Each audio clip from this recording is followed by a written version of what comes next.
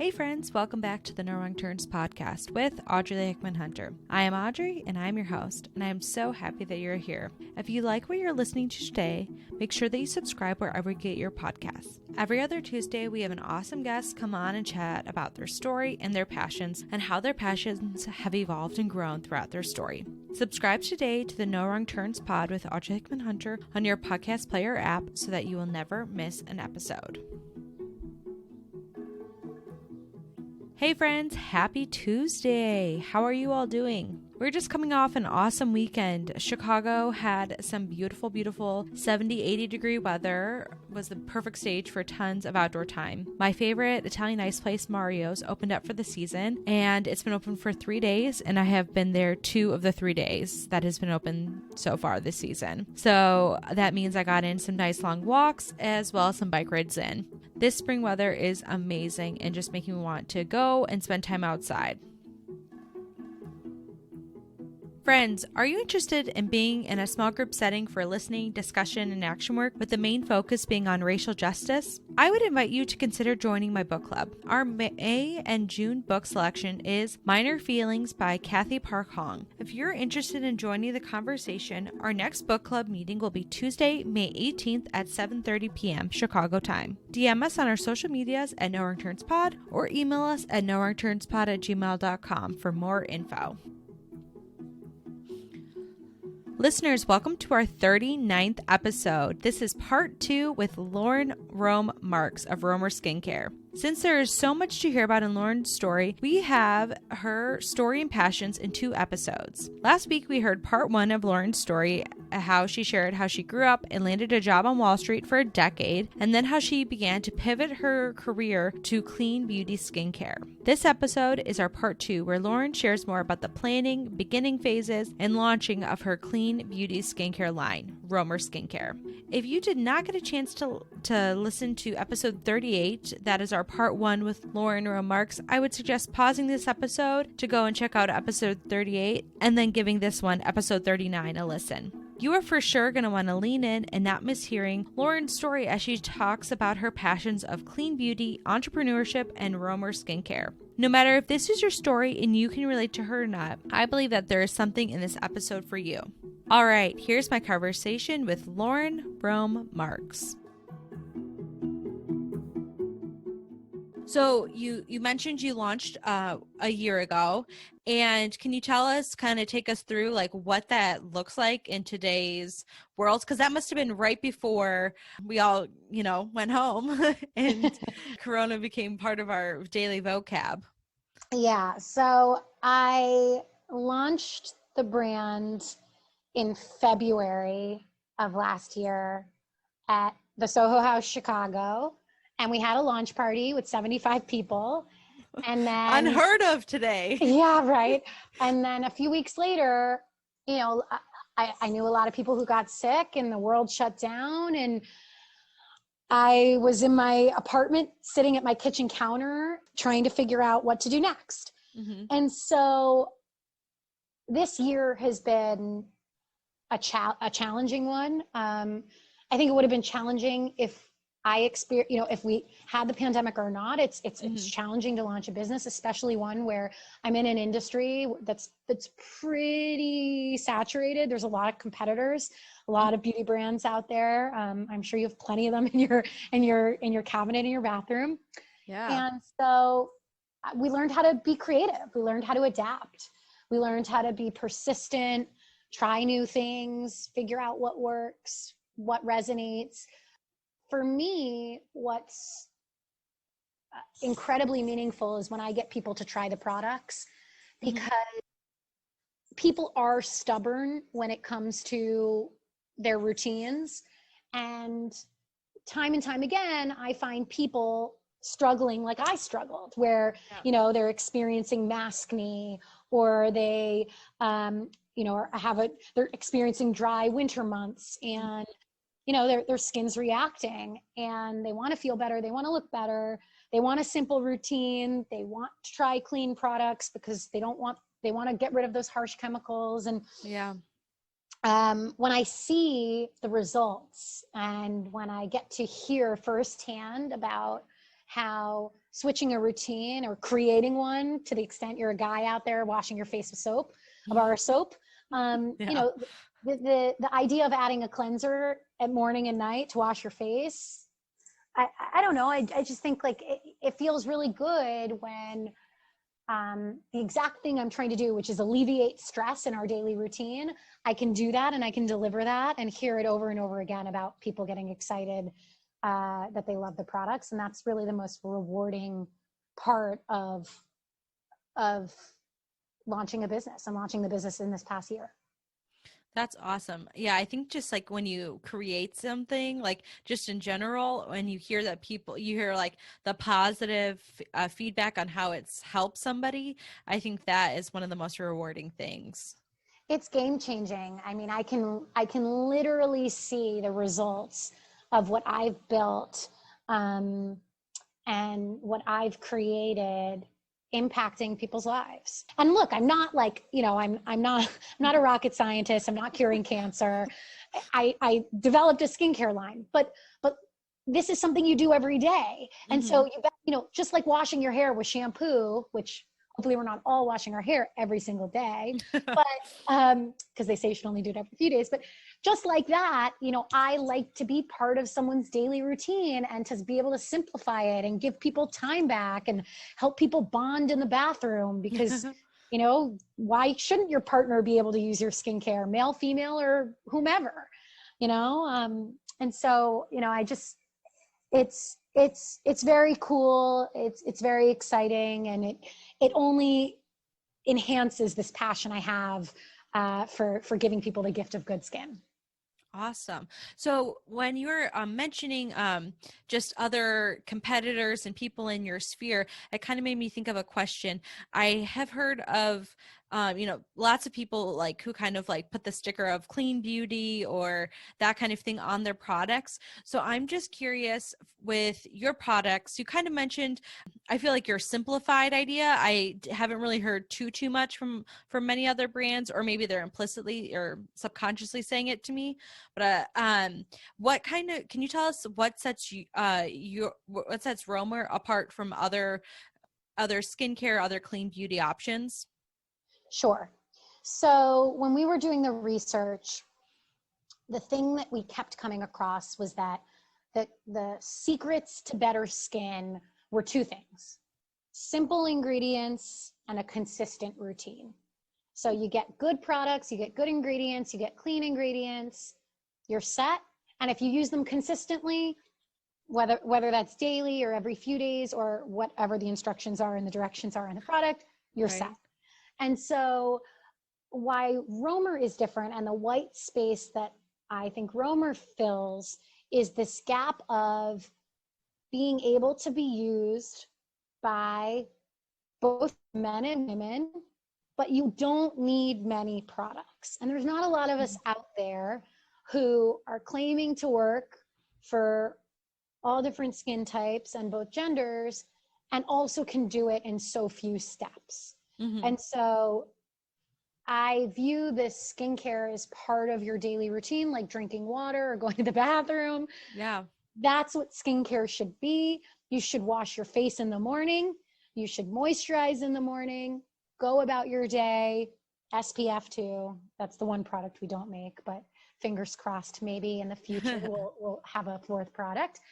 And then at night, again, wash your face before you go to bed, take off all the makeup if you're wearing makeup, and either put on a moisturizer or sleep in an overnight mask. And you should have revived skin that's free and clear of irritation and blemishes and is nourished and moisturized and hydrated and all these things. And so that was the premise that we were trying to share. And that was where my frustration, you know, herein lies my frustration as I was on my skincare journey. It shouldn't be that complicated. Why do we need 50 different products? We really don't.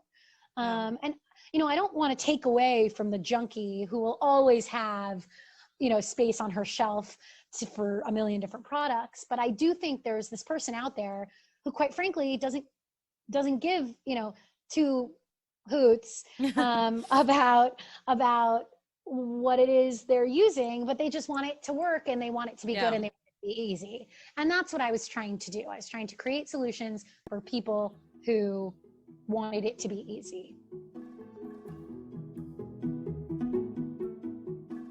Today's podcast is presented by Podgo. Podgo is the easiest way for you to monetize your podcast, providing podcasters with a flat rate for ad space so you always will know how much you will get when you include an ad from Podgo. Apply today to become a member and immediately be connected with your advertisers that fit your audience. That is podgo.co. That is podgo.co.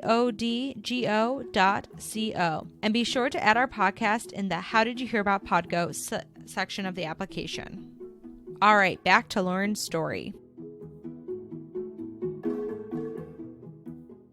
Today's episode is brought to you by Romer Skincare. Based out of Chicago, Romer launched a clean skincare line that covers all of your skin needs. They prove that you don't need a million serums and eye creams to get better skin. Why we love them. Clean ingredients and effective results with just 3-step routine that even you and your partner can share. I am so excited to have Romer Skincare as our sponsor today because today on our episode we have Lauren Rome Marks herself, the founder of Romer Skincare, on the podcast to share her story and her passion of creating a clean and simple skincare line. Right now, I am loving how hydrating this line is leaving my skin. During the wintertime or when the air is drier, I often feel the need to add a moisturizing oil so my skin does not dry out. Since using the Romer Skincare, I have not needed to use the extra oil step for my skin's hydration.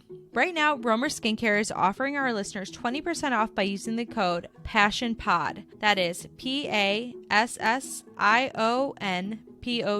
on their website, romerskincare.com. That is ROMERSKINCARE.com. No stress, no clutter, just happy skin. All right, back to Lauren's story.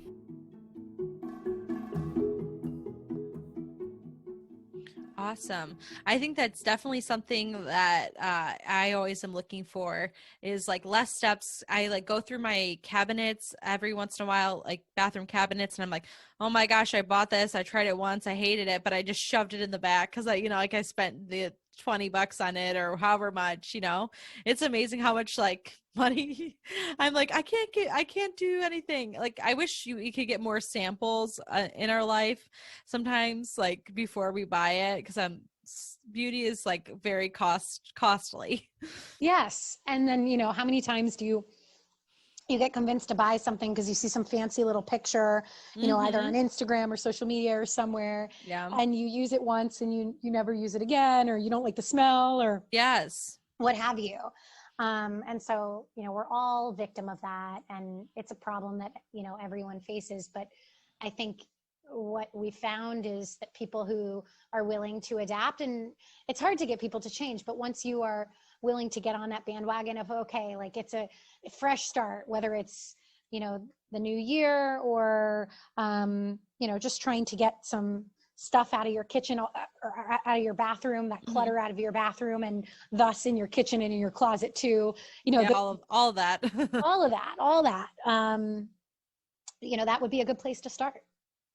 Awesome. So you mentioned there's 3 products. There's the cleanser, and you said, was it a serum or a moisturizer? Moisturizer and an overnight mask. And is the overnight mask, whenever I think of mask, I usually think of like, the sheet you put on your face, but is this more of a cream or what is that like? It is a heavy whipped cream. Okay. It goes into the skin. It is meant to be applied with a pretty thick layer. It smells really nice. So heavenly when you go to bed, and you sleep in it, and then you're meant to wash it off in the morning. Okay. Awesome. Well, that sounds pretty simple. Just 1, 2, 3. And that's exactly what we're going for, right? Like you can say, oh, wow, they're ethically sourcing the ingredients. Everything's organically grown. They skip the harsh stuff. And I know that it's going to work on my skin. What more could I want? And so, that's the reason. Those are the reasons we launched the line. Awesome. Is there anything that I didn't ask you about your line that that I should ask you? I don't think so. We're getting some really great highlights from press and editors, which is exciting. We recently won Best Face Wash by The Knot. So Wow, brides to that's be. prestigious. Yeah, It's so awesome. anyone who is getting ready for your wedding, we're a good place to start if you're looking to fix your skincare routine, because The Knot has officially approved us. That's awesome. Congratulations. Thank you. And, you know, I think the only other thing would be, now in today's world, we're all looking for community. We're all looking for, Yeah. you know, for friends and for people and for activities, because you know, it's been a tough, challenging year. I don't need to be the one to tell anyone that. Not groundbreaking. No. And so I just think, you know, the more we can all look to each other to help lift us up in a boosting way, whether that's self-care, self-confidence, whatever you got to do it. Mhm. Because, and that's really what Romer is all about, helping people feel their best. And so, you know, it doesn't have to be in skincare. It can be in whatever, drinking wine. Go learn about wine and become a wine connoisseur. Who knows? But my point is, you know, find something that will bring you happiness, especially this year, and do that with, you know, do that with passion, do that with a lot of energy, because you even if it's not changing your whole career and leaving your day job to go start a business around it, I think you'll find a lot of your own fulfillment in doing one of those types of activities, and mine happens to be skincare. I think that's awesome. This this year I was, or a couple weeks ago, before the new year, I was listening to a podcast. I can't remember which one it was, but it was an old podcast, and somebody on there was talking about their word of the year, and I just kept hearing the word like quality. And so this year I chose my word of the year to be quality, because I just kept seeing, like, God just kept placing it, like, in, I just kept hearing that word, seeing that word in all these different places. So, because I think that kind of like what you're saying, like, it goes along those same lines of like investment in quality. Like when you're saying yes to something, like when you're to research, it's like your time and your energy and like where you're focusing, and saying yes to these areas of having like quality in whatever you know, area you're choosing. You are choosing to say no to something else. But I think definitely, like in your instance of like quality skincare, like saying yes to something simple, and yes to like 3 easy steps, and no to 25 other things, you know, junking up your drawer. Or not Mhm. everything, you know, is going to do that, but sometimes, you know, I'm definitely victim to like, oh, that looks good, or oh, that's easy, okay, let me just put that in my cart, you know. But I definitely really can resonate with that. Yeah, I think it's I love this idea of quality for 2021. And perhaps we can encourage everyone to find something that that relates to this concept of quality, and you know, do it with intention. Yeah, I think that's definitely very important.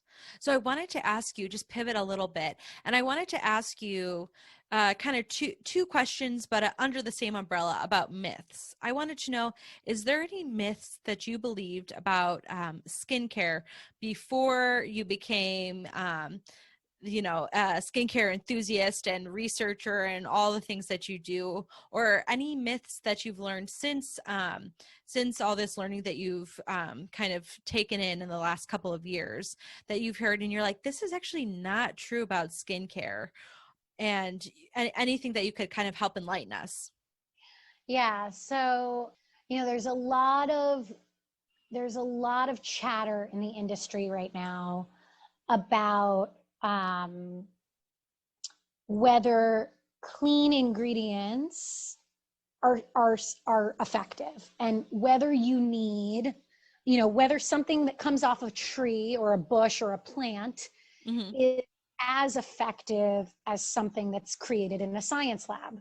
And those are the two ends of the spectrum, right? One is Yeah. very much nature, and on the other end is very much science. Mm-hmm. And there, you know, there are people in both camps. And for a long time, anyone who was a doctor, like a dermatologist, would really only be on the very hard, you know, not harsh, but because I don't want to say it because that sounds too negative, but the active ingredient camp over here on the science end. And then you'd have a lot of these, for lack of a better term, like a hippy dippy on the nature end, harvesting wild crops and creating, farms that the ingredients come from. Right. And so I think a lot of people don't talk about what's in the middle, and that's where we sit, Romer sits. And you can have clean ingredients and you can also have scientific ingredients, things that aren't necessarily found in nature, and both sets can work really well. And so from the specific skincare, myth busting, I think it totally depends on the product. It totally depends on what you're looking to accomplish and what you're looking to get out of it. But you can have effective results on either end of the spectrum. And that includes the ingredient CBD, cannabis oil, which comes from the hemp plant, which is the non-psychoactive derivative of the marijuana plant. But there's a lot of research being kicked around about whether topically it does what people think it does. And the ingredient's been used for decades, for a very long time before it was even, seen as this buzzy new ingredient, hemp oil, as something to help reduce inflammation in the skin and redness and soothe irritation and all that sort of stuff. So, I think there are plenty of ingredients out there that are really powerful. It's just a function of how they're being manufactured and, where they come from and what the content that, the amount, the percentages are in the bottle. Hey listeners, some of you may have heard a big part of my story on how I started this podcast. During my day job, I get to listen to podcasts all day long as I'm working. The ones I really enjoy are the ones that encompass someone's story and their passions. Since I'm an avid podcast listener, I wanted to share some podcasts and podcast episodes that I have enjoyed and that I think you might enjoy as well. This week, I want to share with you a podcast called Preachers and Sneakers with Ben Kirby. Originally, I found this podcast through the Preachers and Sneakers Instagram. I believe the Instagram started sometime before the pandemic did. I started to follow just because I thought this was a funny commentary on megachurch and celebrity church culture. Ben, the creator of the account, then developed a podcast that I checked out, also titled the same as his Instagram, Preachers and Sneakers. This podcast is the ultimate Christian culture podcast where they wrestle with tough questions about for-profit faith, Christian self-help, and celebrity culture within faith communities. This is an interview-based podcast that questions the status quo, and this is hosted by Ben Kirby, who's the creator of the Preachers and Sneakers Instagram account, which highlights the value of your favorite pastor's footwear. I will link the podcast details in the show notes. All right, back to Lauren's story. On the other end of the myth spectrum, it's really about kind of like starting a business and following my passion. You would think that it's all fun and no stress. Yeah, right. It's not. Yeah, right. If anything, I am probably more intense now than I was when I was working those crazy hours on Wall Street. Wow. That being said, of course, I do have a lot of freedom now. And so there, and since I'm less focused on this outcome, like this artificial outcome, I'm really just enjoying the ride. So even though it comes with greater stress, I think I'm putting one foot in front of the other a little bit better in today, in today's world. So and maybe that comes with age, who knows, but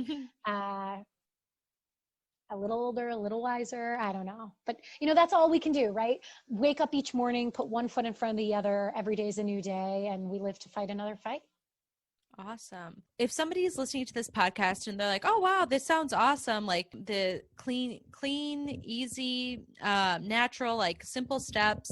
I'm interested in learning more about maybe either we could take maybe just kind of like the clean beauty idea and or your skincare line. What guidance or recommendations could you give them? about diving into becoming a skincare enthusiast themselves? Yeah, sure. You could take it there. I also think also too, we hear like a lot of things about clean beauty, and I hear that term thrown around a lot. So I'm just also kind of personally curious, like what resources or sources or like information that you trust. Sure. So there's a lot out there on clean beauty and what is its actual definition. Mm-hmm. um, does it mean that it's clean ingredients that we put on our skin that we don't, that non-clean ingredients would mean that they're absorbed and we don't want those absorbed into our skin? Or do we mean clean like, oh, it's not going to hurt the planet? Is it going to enter our waterway and kill the coral reef? Mm-hmm. There's all these different ways that you can describe clean. There are ingredients out there, and the EU does a great job of this. They banned about 1,300 ingredients, whereas the US is a little behind. Mm-hmm. And they've done an awesome job of adhering to this standard of not allowing beauty companies to put those bad ingredients into their products. And so there are plenty of companies who aren't based in Europe like mine, who Mm-hmm. adhere to the standard despite not being based there, but still hold themselves to that accountability. Mm-hmm. And there's now that there's this clean standard that's a regulatory consideration, many retailers have pivoted off that and have created their own standards. You'll see clean at Sephora. Mm-hmm. There's plenty of clean retailers who have their own sustainability standards. And some organizations have followed suit. So there are now these nonprofit organizations that their whole mission is to just educate on clean ingredients, why things are harmful for our skin, why they're harmful for the planet. Mm-hmm. And things like animal testing, like we're cruelty free. Does the company allow testing on animals? Of course not. Hopefully you're buying products where they clearly display that they're cruelty free. Mm-hmm. So I think there's a lot of education that can be done around clean beauty, the clean industry, finding products that are cleaner. And there's differing degrees, like I talked about earlier, of that spectrum of science versus nature. Mm-hmm. One has to decide where are they going to draw the line. Just because an ingredient is organic, like our organic aloe, our aloe vera that's in our cleanser is an aloe base, doesn't necessarily mean that product is clean. For us, it does, but out there, I'm just saying organic doesn't equal clean. Mm-hmm. So those are some things. It depends how deep you want to go into diving into what a product is all about. My whole recommendation for anyone out there who's thinking, oh my God, this seems like a hot mess. Like I don't even want to go near it. It's too confusing, whatever.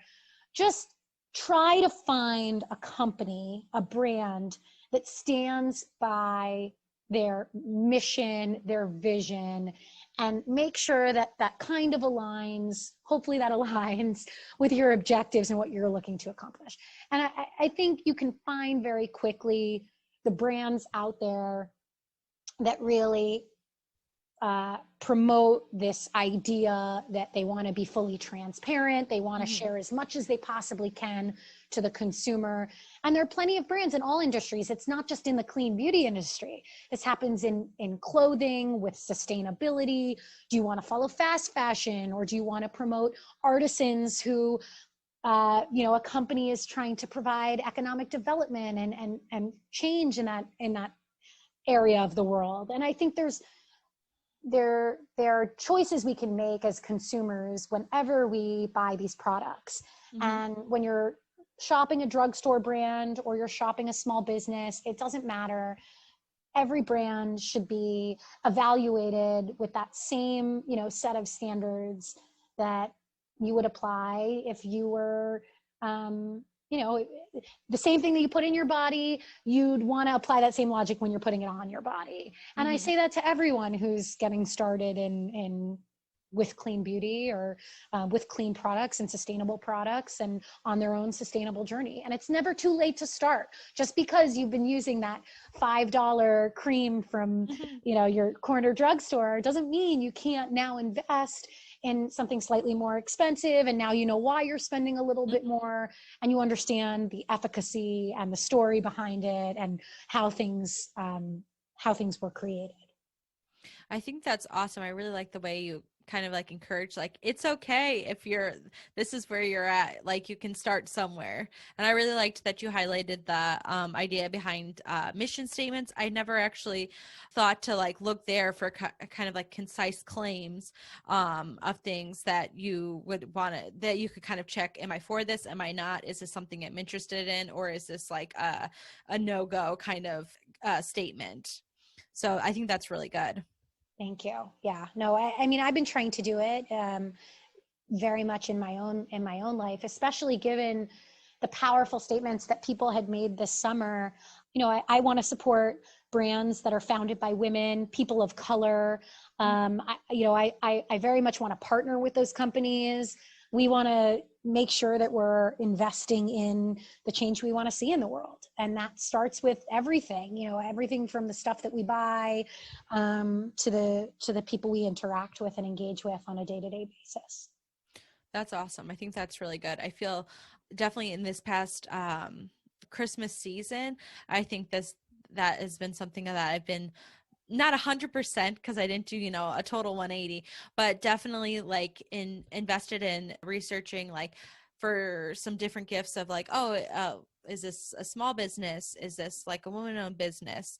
That kind of thing, to see like where, voting with my dollar to see like where it's going. I mean, I did buy stuff on Amazon, but that's okay. I had a balance of both. It's, you know what? Amazon is here to stay, and there will always be, that light bulb you need. I'm sorry. I wish we could get it from the local business around the corner, but there are just some things that are going to be easier to purchase on Amazon. So I don't fault you for that. And I'm a victim too. And you said, I think at the beginning, that you are going to be soon to be on Amazon. Is that correct? Yeah, that's actually right. So Small World, you can actually get both now. You're going to be able to shop women-owned, shop small, but also do it on Amazon. Yeah, Amazon has been interesting for me in that realm of being able to see, because you are able to see like smaller companies or whatever, but you just kind of have to do your own like side research on, is this actually like good for me? Is this like living up to the claims, or is it not? Yeah, I think it's always hard because there are a lot of third-party sellers. Amazon's done a good job to control that, which is why it's taking us so long to even get on the platform. But I think it's more for ease and convenience. But I will say, as someone who's on the other side now, if you have the choice of buying it on someone's website versus buying it on Amazon, if you can get it on their website, that actually really does help the business much more than buying it on Amazon. Little secret. Yeah, I've seen I remember hearing somebody say like, okay, you can just check on Amazon and then try to buy it from their website. And I was like, oh, I mean, that's a simple, it's very simple though. Just an extra step. Yeah. Just an extra couple clicks, Exactly. Awesome. Thank you so much for joining us and listening to our awesome guests as they come on and chat about their story and their passions and how their passions have evolved and grown throughout their story. Thank you so much. I'm so honored and humbled that you would choose to download these conversations every other week through inviting me to your earbuds, your Alexas, your Google Homes, wherever you listen to us. Thank you so much, friend. I am so grateful. Can you do me a favor? If you have not already subscribed to the podcast, would you do that? Whichever app or podcast player you're listening to us on. If you're already subscribed, thank you so much. That makes a huge difference. If you wouldn't mind, I would love it if you would share the show with a friend. I find out about so many shows through recommendations from friends. Maybe some of you have found out about this show through a friend sharing it with you. Lastly, would you please leave a rating or review on whichever podcast player app you're listening to us on? Thank you so much. I know that these things may seem really small, subscribing, sharing the show, leaving a rating and review, but they make a huge difference in new listeners finding the No Wrong Turns pod. Thank you so much. Thank you for being here, for listening, and for cheering on the No Wrong Turns pod. Thanks for subscribing, sharing, and reviewing the show. Alrighty, back to Lauren's story.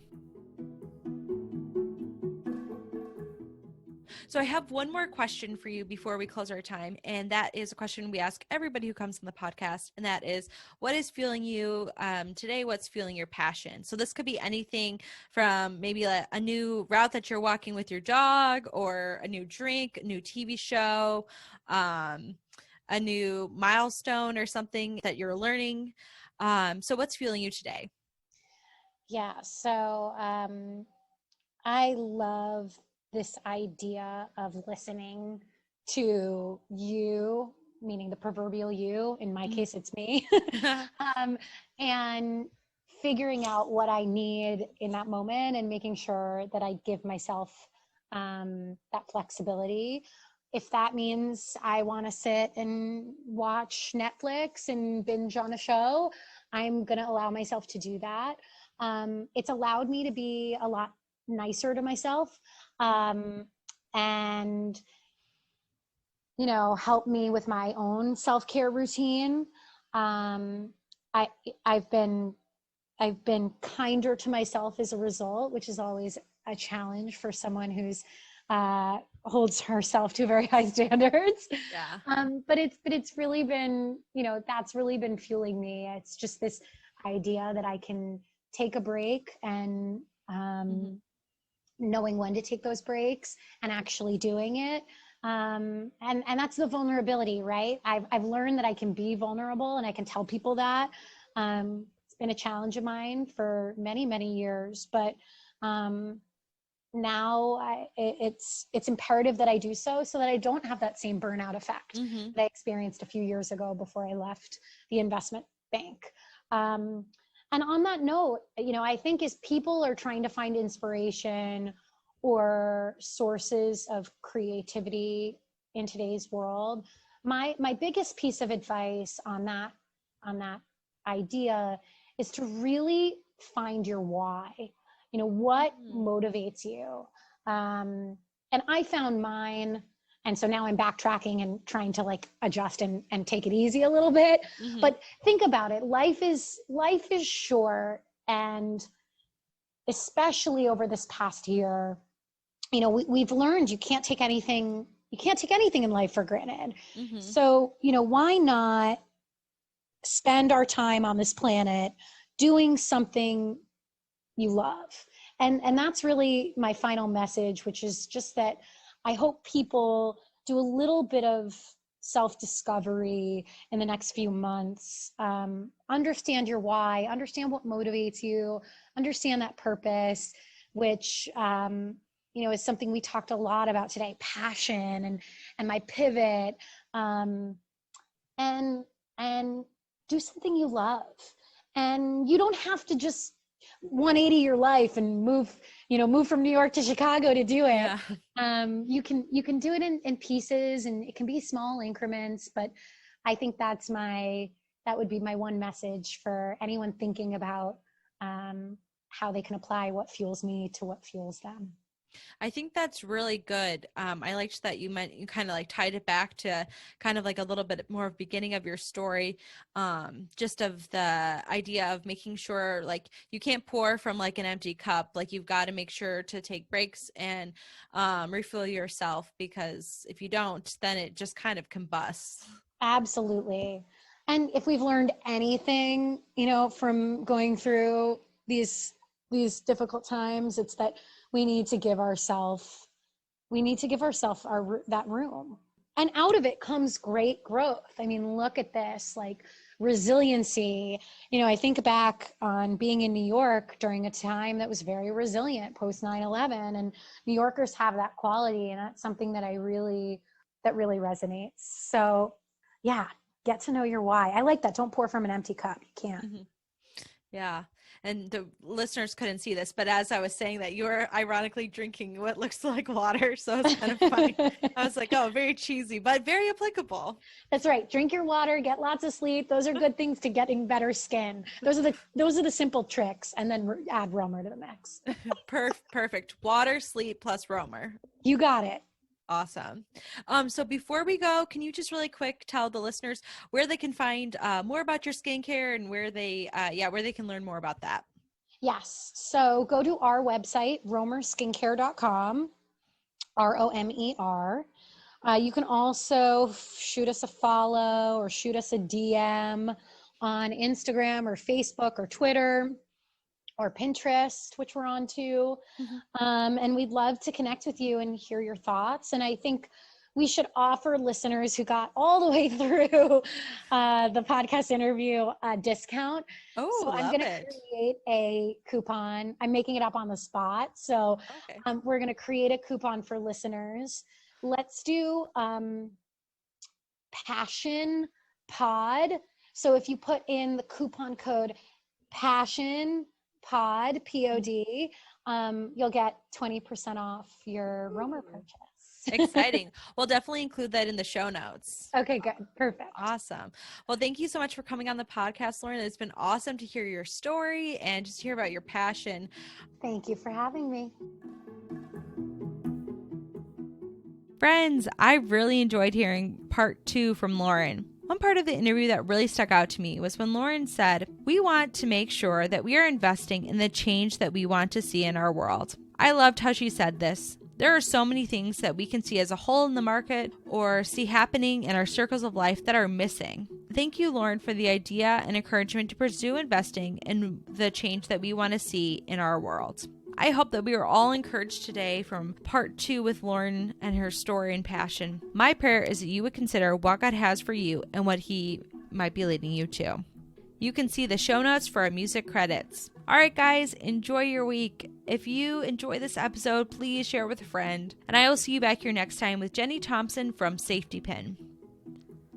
Hey, friends, you have just listened to the Narrowing Turns pod with Audrey Hickman Hunter. I'm Audrey, and I am your host. And I am so happy that you're here. If you like what you're listening to today, make sure that you subscribe wherever you get your podcasts. We are bringing you new shows every other Tuesday and always have on some awesome guests to come and chat about their story and their passions and how their passions have evolved and grown throughout their story. Subscribe today to the Narrowing Turns pod with Audrey Hickman Hunter on your podcast player so you guys will never miss an episode. See you next time.